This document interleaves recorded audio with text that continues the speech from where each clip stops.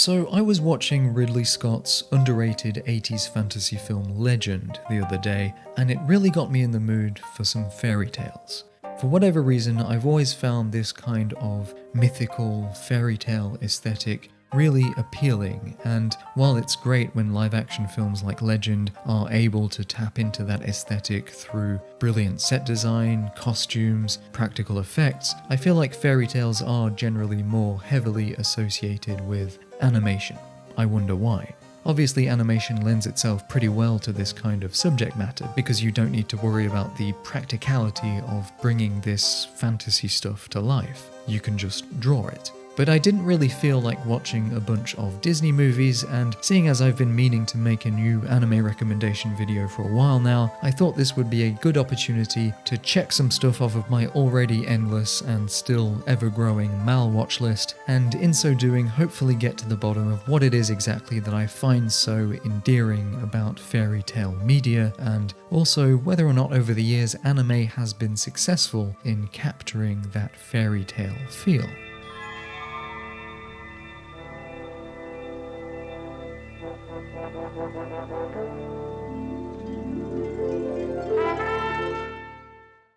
A good place to start would probably be the late 70s anthology series Manga Sekai Mukashibanashi from a young studio Madhouse. This is one of their first productions. And this series as a whole is a real treasure trove of familiar fairy tales. It's an anthology series of 12-minute episodes, each adapting a different story and each directed by a different director, meaning that they all feature completely different art styles. So not only is this series great if you're just looking to watch a bunch of cute animated fairy tales, it's also a great way of discovering new artists. If you see an episode with an art style you really like, you can just look up who directed it, or who was the art director or the animation director on that episode, and you'll probably come away with a few more interesting shows or movies to check out from that person's filmography. The show's basically a massive showcase for a bunch of different artists, so it's a great springboard for further discovery. The only problem being that, to my knowledge, the series has never been subtitled in English. I think some episodes may have been dubbed, but to be honest, it's not really that big of a deal. Most viewers will probably be familiar with the stories anyway, and to me the main appeal here is definitely the visuals. Plus, at the time of me writing this video, all of the episodes are available on YouTube, so there's no reason not to go check them out. There were actually quite a few anime of this nature starting from the 70s onward, these kind of omnibus series adapting famous stories in a short format, and the first to popularize this formula was Manga Nihon Mukashibanashi, where the idea of having a rotating staff of directors and animators, each doing their own thing with individual episodes, was, I guess, pretty novel, or at least to my knowledge had never quite been pushed to this extent before. And this series was pretty successful, so the studio behind it, Group TAC, would then go on to create two more anthology shows like this in the 70s. Manga Ijin Monogatari, which was a series of biographical stories about famous people throughout history, and Manga Kodomo Bunko, which was mostly a collection of Japanese folktales and kind of short period pieces. And while most of these aren't really fairy tales per se, I would rank both of these shows up there with Manga Sekai in terms of overall artistic variety and creativity. There are some truly astonishing episodes peppered throughout these series. They are kind of hard to get a hold of, but they're definitely worth searching out. But getting back to Manga Sekai Mukashibanashi, one of my favorite episodes of that show is their adaptation of the famous story of The Beauty and the Beast. And this episode was actually directed by Toshio Hirata, who I mentioned in a previous recommendation video as the director of Kin no Tori, another great fairy tale movie, which I guess I'll just recommend again if you still haven't watched it for some reason. This episode is an interesting case study because it just so happens that Beauty and the Beast is a story that's been adapted multiple times by a variety of different filmmakers working in a variety of different production contexts, resulting in completely different stylistic approaches. So it's a good example of how one simple story can be adapted in completely different ways, and for me it's a good opportunity to identify what it is exactly about these stories that appeals to me, because Disney's version, for example, doesn't appeal to me at all.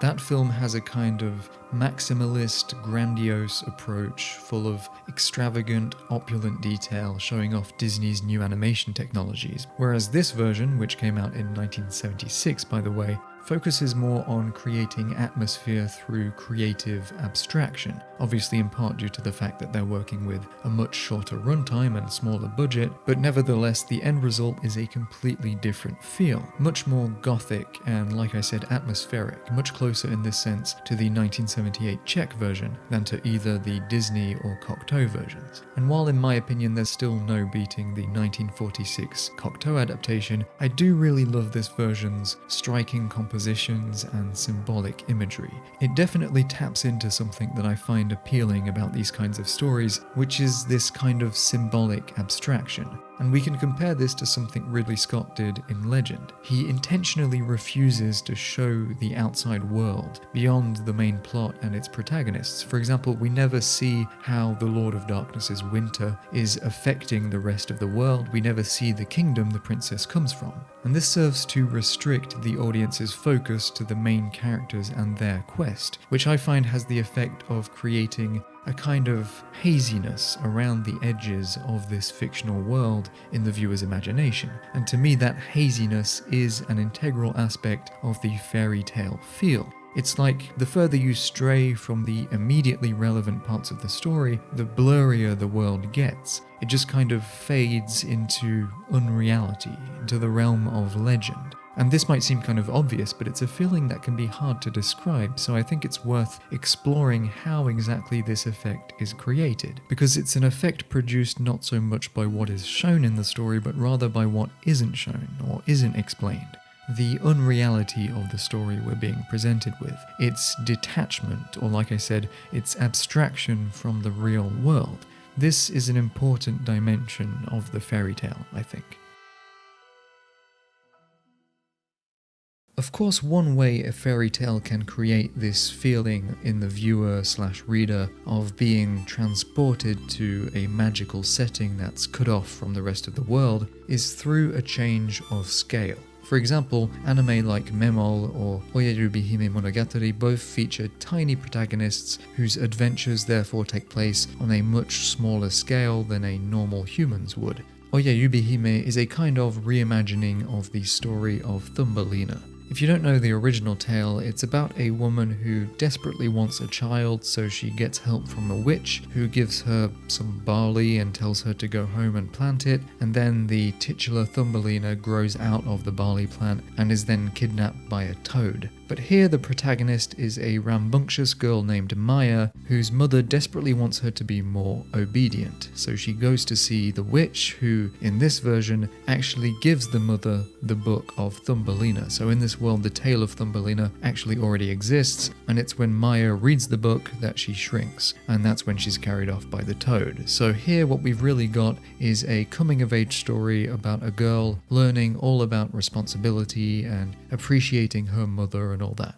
Then we have Memolu, which tells the story of a race of tiny gnome-like people who flee their original planet due to the threat of cats, which seem to have been their natural predators, and land on Earth, where they establish a little village in the woods. Memol is currently being subbed by the group Inca Subs, and they've only done 4 episodes so far, and I haven't watched beyond that. I'm just following along as they sub it, so I have no idea how the story plays out after these first few episodes, but I'm already hooked, and I recommend you jump on board now as well, so hopefully the good folks at Inca Subs will continue their great work.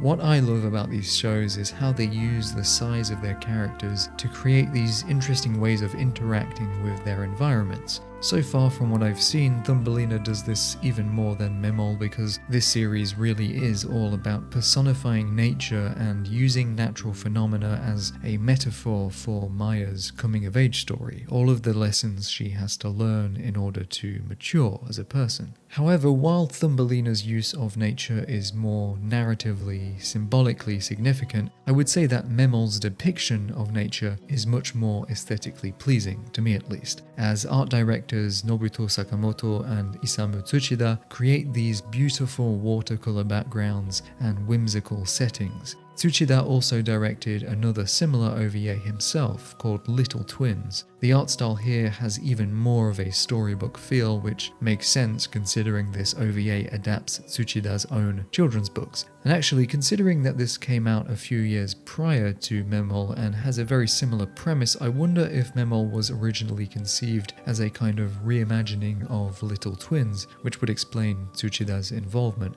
I have no idea, but either way, these are great companion pieces, one being more lo-fi and focused on short stories with specific morals, the other being more whimsical and adventurous, but both capturing that childlike sense of wonder and both being about, well, little people in the woods.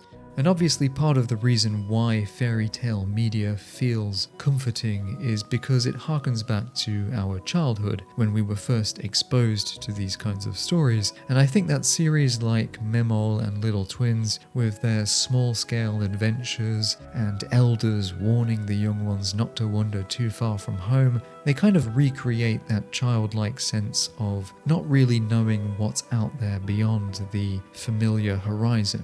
That adventurous spirit, the curiosity to explore a little further each day and fill in the blanks of our limited view of the world, beyond which there exists only a haze of things we don't quite understand yet, the immensity of which we can't even begin to comprehend. Because when you're a kid, everything feels so massive. I remember that across the street from the house I grew up in when I was really young, there was this cabbage field, and at that age, this field seemed to basically go on forever. It was like the edge of the world to me. And the idea of traversing that field all the way and arriving on the other side would have felt like some kind of grand adventure. And I can't even really remember what the other side of the field looked like. Were there houses, trees, a farm? I have no idea. It's just a hazy memory. And I think that some fairy tales manage to capture that haziness, and returning to these stories as an adult puts us back into the smallness of a child's imagination. A smallness that in turn makes everything feel massive.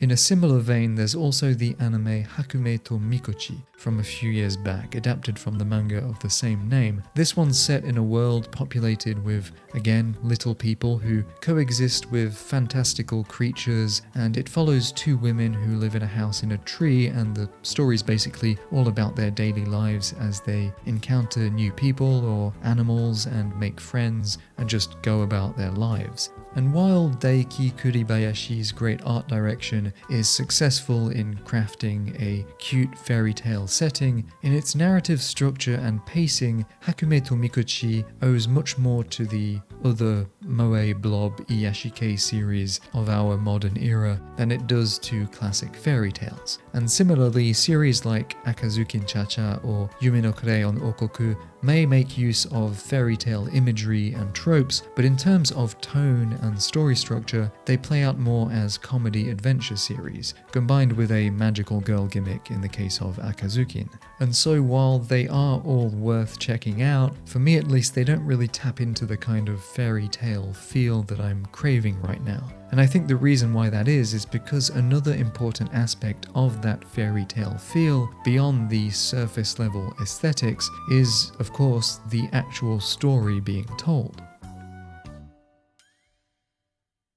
At the turn of the 20th century, many folklorists set out to create classification systems that would categorize and organize the many folk tales from around the world that had been compiled by writers and scholars in the 19th century. One of the first to do so was the Finnish folklorist Antti Arna, who published his fairy tale index in 1910. This index would later be revised and expanded by the American scholar Stith Thompson, and then later on the German Hans-Jörg Uther, and so nowadays this catalogue is referred to as the Arna-Thompson-Uther Index. And this thing is over 2,000 pages of common tropes found throughout folk literature. So within this framework, folk storytelling can be seen as a kind of combinatoric process of assembling pre-existing tropes. But of course, fairy tales aren't just about the tropes themselves. They're also about how those tropes are arranged and what function they serve in the narrative. In other words,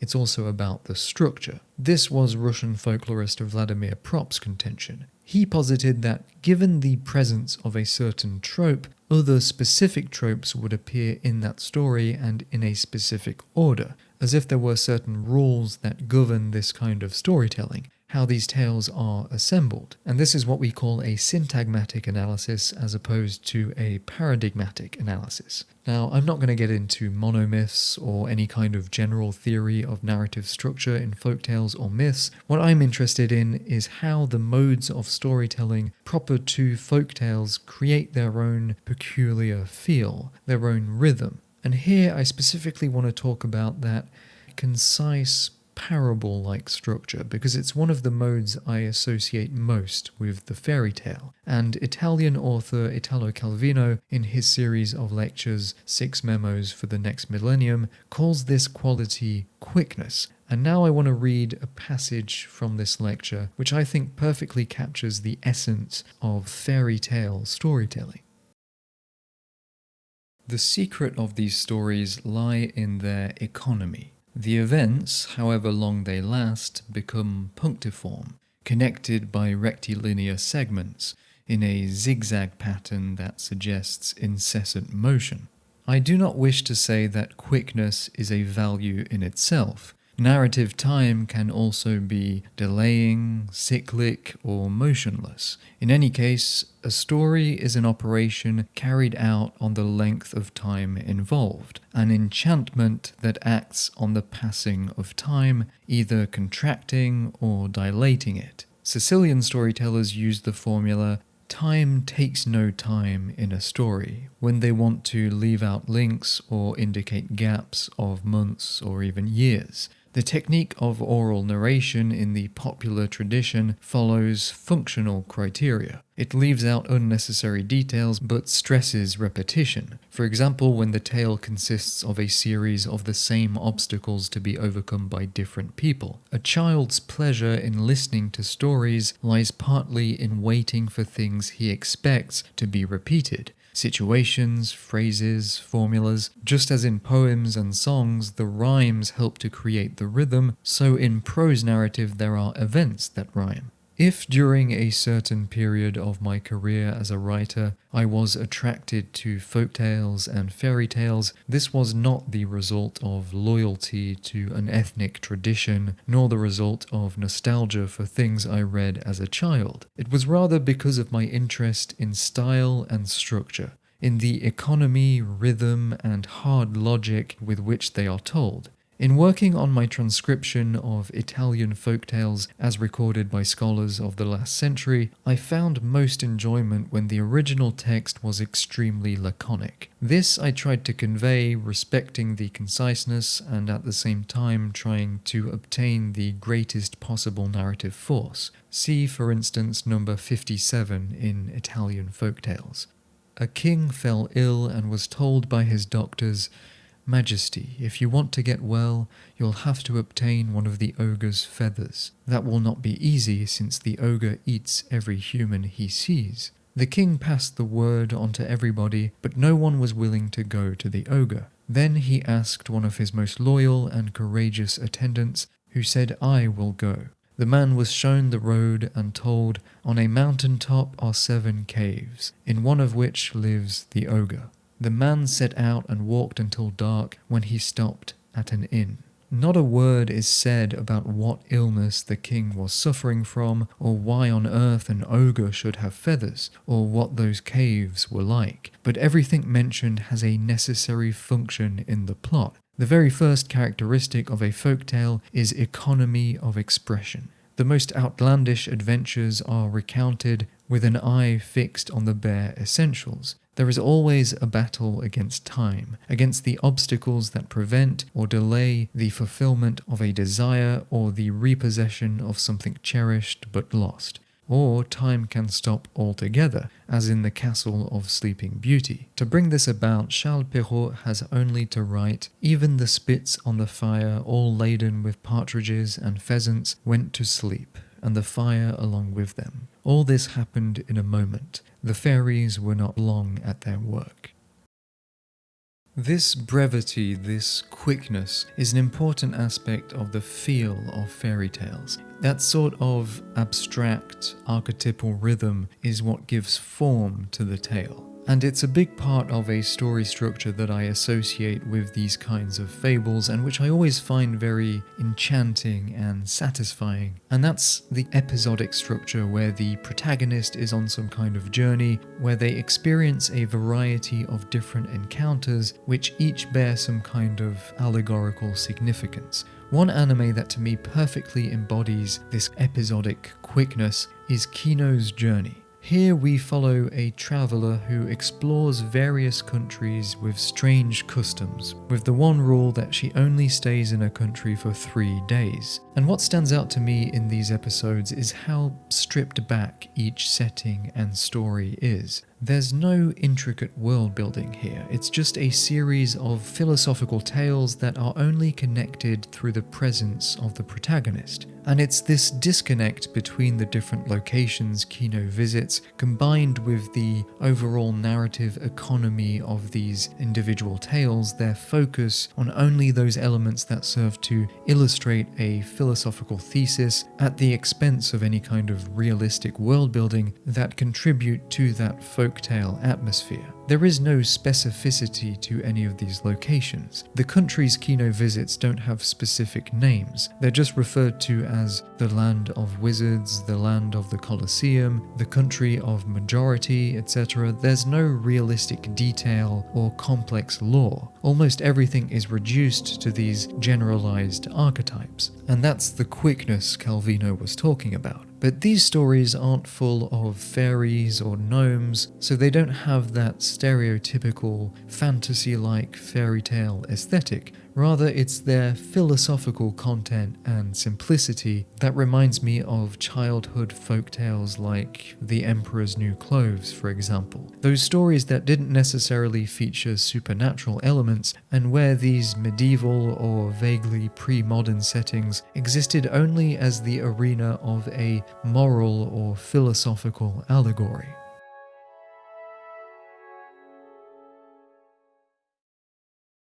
This episodic structure is also a staple of another one of my favourite kind of literary genres, the dream narrative. This was a popular structure in the vision literature and Christian allegories of medieval Europe, where the story would usually start with the protagonist falling asleep and then entering a dream world in which each character or location they encountered represented an aspect or facet of the real world. So these stories often served as anatomical critiques of contemporary society or as anagogical tales of individual spiritual enlightenment. Famous examples include William Langland's Piers Plowman or John Bunyan's The Pilgrim's Progress. And in his essay on fairy stories, Tolkien also lists Alice in Wonderland as another example of this genre. And perhaps my favourite example of this kind of dream narrative found in anime is Gisaburo Sugi's adaptation of Night on the Galactic Railroad, which I want to talk about in conjunction with Tatsuo Sato and Masaaki Yuasa's Cat Soup, because both are essentially about two things: cats and death. Night on the Galactic Railroad's train setting, with its different stops and various passengers, obviously lends itself well to the episodic formula. The characters traversing a strange world with various bizarre encounters along the way, but here that formula is rendered somewhat abstract and surreal, even more so in Cat Soup, where any possible allegorical readings of the individual episodes are kind of dissolved and reduced to a purely visual, psychedelic experience, to the point where maybe stream of consciousness would be a more appropriate descriptor than episodic. And some people might even wonder why I would include Cat Soup on this list of dream narrative, fairy tale type stories. And it's because I think that this film is a great example of what a visual translation of the literary structures associated with dream narratives would look like. So it may not feel quite like a literary fairy tale like some of these other works do, but to me it represents an animated equivalent of those literary devices and structures. And to be fair, as confusing and nonsensical as Cat Soup may seem, it's clear that the film's surreal journey is constructed around certain recurring motifs that do make a reading of its themes possible. For example, the repeated imagery of things eating other things or being eaten, and bodies being taken apart and put back together again. So it's clear that this film is all about life and death, and the role of consumption in that cycle. Basically, each episode in this journey is just an instance of the artists challenging themselves to find the most surreal and visually imaginative metaphors for the cycle of life.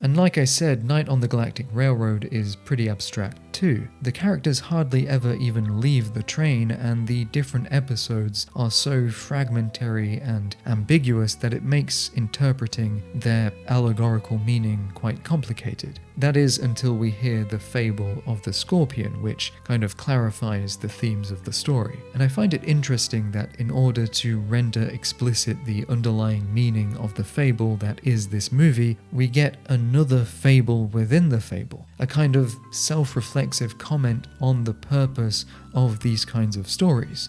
It's also worth noting that in Kenji Miyazawa's original novel, the main characters are not anthropomorphized cats, so it was a conscious decision to give them an animal form in the film, which implicitly makes the story even more fable-like, because of course talking animals are usually considered the defining feature of fables. And obviously both of these films also capture beautifully another aspect that I think is, to a degree at least, inherent to fairy tales and children's stories in general, which is their dreamlike quality. When we talk about fairy tales and fables, it's important to remember that we're talking about stories that are most often used to fuel and shape the imagination of young children, and are even oftentimes read to children as bedtime stories right before they go to sleep.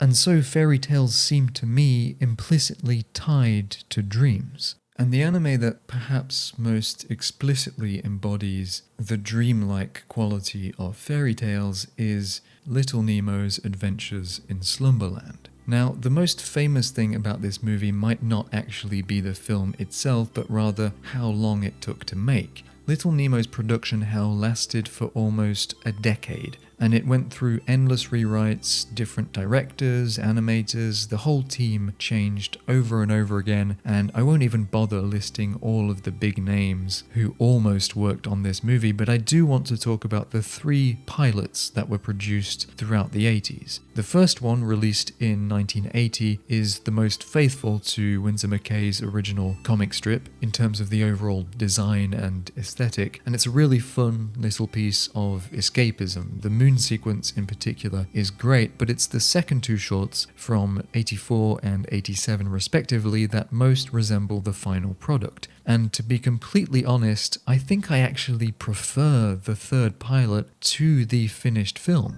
Granted, it doesn't have all of the emotional or narrative development the movie has. It's only 10 minutes long after all, but the visuals are just I mean, come on. I don't even really know if this corresponds to the quote-unquote fairy tale feel I've been talking about this whole time, but it definitely taps into some kind of childlike sense of wonder and enchantment, more so than like 99% of animated films ever made. It's something to do with that constant multiplication of magical mechanisms, just the pure visual creativity on display. In the end, it was Masami Hata who ended up being chosen as the final director for the film, and even though I said I probably prefer the pilot, he did do a great job. It's not quite the non-stop explosion of pure animated joy that the pilot was for me, but it's still a fun, magical adventure that I was thoroughly entertained by, so I'd still go check it out if I were you. It's a good time.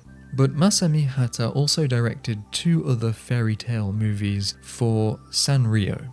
Yes, that Sanrio. The first was The Legend of Sirius in 1981, and then Yosei Florence, aka Journey Through Fairyland, in 1985. And both of these films are pretty great. Sirius is essentially a Romeo and Juliet story in the form of an elemental creation myth where the god of water and the goddess of fire, who were once in love, are turned against each other by a jealous lord of the winds, which leads to a war between water and fire, and the film is all about their respective heirs randomly falling in love and resolving the conflict. It's a pretty fun movie with some great scenes, very reminiscent of some of Disney's later output, but Yosei Florence was the one I completely fell in love with and is probably one of my favorite things I watched for this video, which is surprising because it's far from the most impressive. It's actually kind of minimalistic. It's the simple story of a boy named Michael who plays the oboe at a prestigious music school, but eventually gets kicked out because he spends so much time in the school's greenhouse taking care of his beloved flowers instead of practicing.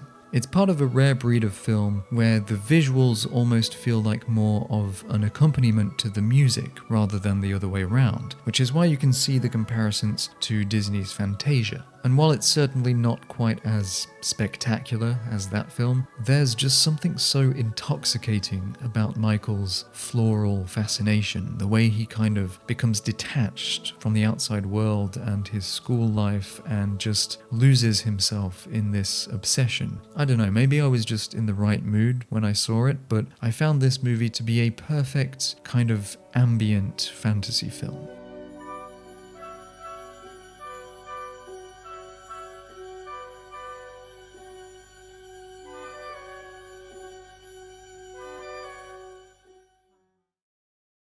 But Sanrio also produced 2 other great fairy tale films, The Fantastic Adventures of Unico and its sequel, Unico and the Island of Magic. The first movie has a lot of really great individual sequences, but I think overall I kind of prefer the second movie's more psychedelic setting, which really captures a similar kind of colourful, magical feel to that Little Nemo pilot that I'm clearly obsessed with. It might also feature one of my favourite villain character designs and character animation styles I've ever seen in an animated film. This guy is awesome.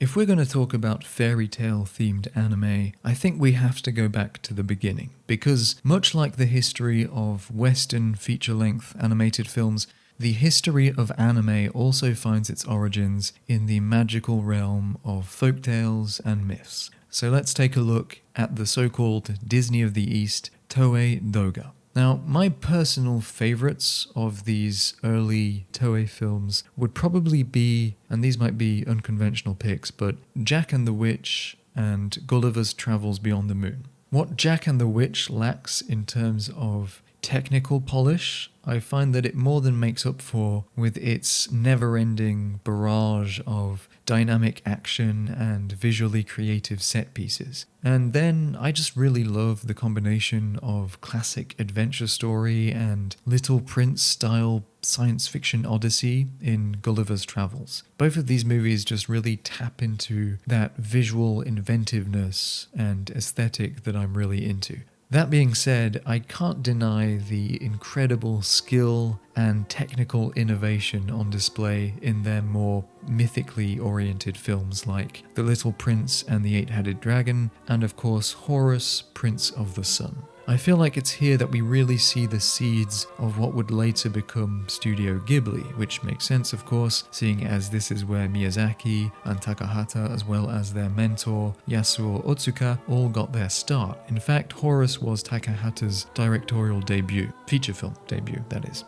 And whereas the flat designs of Little Prince and the Eight-Headed Dragon make the film feel like an ancient mural come to life, Horus adds more depth, more volume to its legendary story, and what's great about these early films is that they're kind of inconsistent.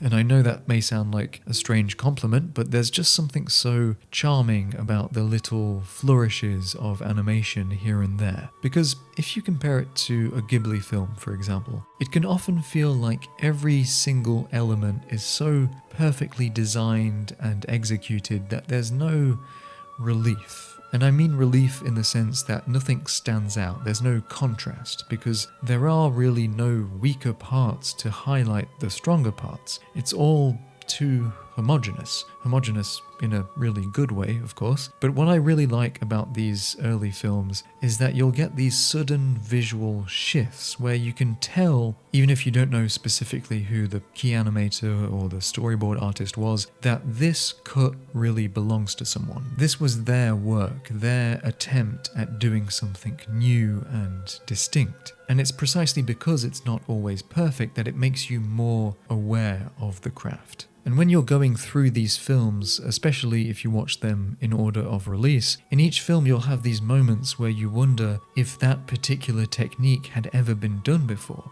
You can basically see history being made. Every novel visual idea becomes a new mark added to the great edifice of the development of Japanese animation. Watching these films really feels like witnessing a whole new arsenal of ideas being born right before your eyes. And this might sound like a bit of a stretch, but I think that's why I feel like these folktales and myths were the perfect subject matter for these early works. It's like the mythical content lends itself to the, might be a bit of an exaggeration to call the technique primitive, but it works really well as the content of a burgeoning form, a burgeoning craft. The animators working on these early Toei films were themselves fated to become the legends that would influence subsequent generations, and their work would become the foundation of the future of this craft. So, similarly to how folk literature is crafted collectively through time, so are the techniques of any given artistic medium. And so using these early experiments with animation that would eventually form the basis of this new medium as a means of celebrating, or at the very least bringing to life, these great tales that have been passed down for generations, that to me is the charm of early Toei films. And I think I'll end this video by talking about Taro the Dragon Boy, which was a bit of a later Toei film. It came out in 1979, and it can kind of be seen as the last hurrah of Toei's early period, seeing as all of their best artists had already left for other studios. That being said, we do have a few familiar faces though, notably Isamu Tsuchida, again working as art director. He had actually previously worked on Toei's Puss in Boots movie and also provided background art for Horus, so this guy obviously just really loves fairy tales. But talking of the art direction in this movie, it's interesting how monotone it is compared to some of Toei's other work. Here the backgrounds are dominated by thick mists and mountains peppered with tall dark trees, and obviously this serves a narrative purpose in the film, but similarly to Tsuchida's work on Little Twins and Memol, which by the way was directed by the animation director of this movie, Osamu Kazai, similarly, the art direction here has the effect of narrowing the viewer's attention, removing all extraneous outside details. If some of those other Toei films leaned more in the direction of modern adventure stories, Taro the Dragon Boy, on the other hand, while still being full of adventure of course, definitely feels much closer to its folktale origins. And I think that's again in part due to that narrative focus and simplicity. And even though the art style is completely different, I couldn't help but be reminded of the backgrounds in Takahata's Tale of the Princess Kaguya. Again, we've got that haziness that I keep going on about. Which brings us back to what I talked about earlier on in this video. There exists only that which is immediately relevant to the tale. There is no outside world, just a thick mist. And to me, this mist, this haziness around the edges of the fictional world is in a way the essence of the fairy tale feel. Okay, this is where we get a bit poetic. To me, reading or watching a fairy tale can be compared to the feeling of wandering into a misty forest, stepping into a world of ambiguous time and location, and catching only a glimpse of a story and its characters who, once the tale is told and the moral conveyed, will return to the hazy depths of those woods from whence they came and be preserved there for eternity, so that any traveller who may wander astray might also hear their stories.